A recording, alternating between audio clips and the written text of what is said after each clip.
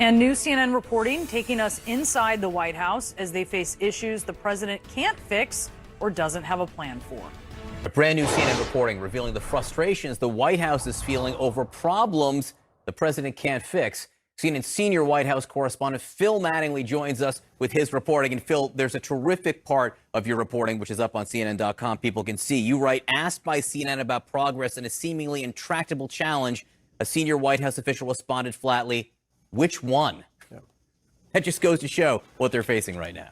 Yeah, there's no question about it. Look, one of the big questions, I think, particularly when you talk to Democrats on Capitol Hill, Democrats around the country who are very cognizant of a ticking clock towards those midterm elections, is does the White House understand just how complex and problematic this current economic moment is for them? And the short answer is yes, unquestionably. When they look at gas prices, when you look at inflation writ large, they know this is a huge issue despite very real economic progress, a very rapid economic recovery in the post-pandemic world that they help drive.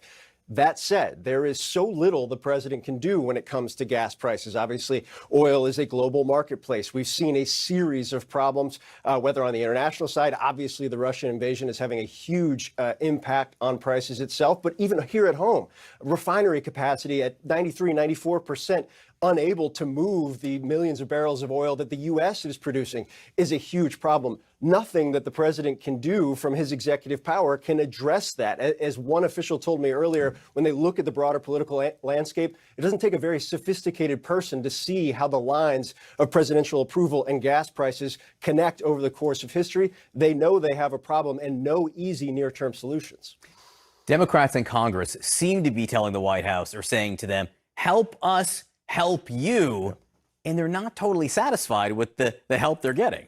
Yeah, they really aren't. And look, part of it's anxiety. They're seeing the poll numbers. They know that November is only a few months away. But I think the broader issue that I've picked up in talking to Democrats on Capitol Hill is they feel like the White House has been engaged in intensive deliberations and debates and not really come forward with any types of plans, any types of proposals. They recognize on Capitol Hill that there isn't a singular policy that can solve this problem right now, and yet they want action. We saw some of that last week, the president backing a federal gas tax holiday, even though they know they don't have the votes on Capitol Hill. The energy secretary meeting behind the scenes with oil executives trying to address that refinery issue.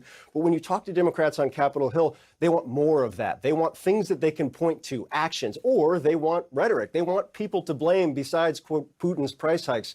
As one Democrat told me, John, there's one scene that I have in this piece where White House officials went to Capitol Hill to brief House Democrats on economic messaging. That was what the invitation said. They showed up late.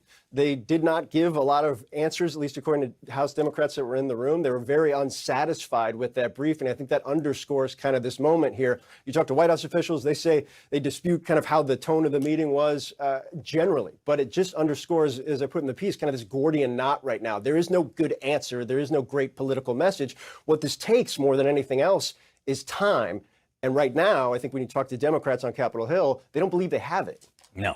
Phil Mattingly, it's a terrific story. Thanks so much for coming on New Day and sharing your reporting. It's like Christmas in July, or June, I should say, having Phil here with us. It's Christmas any month, June, July, August.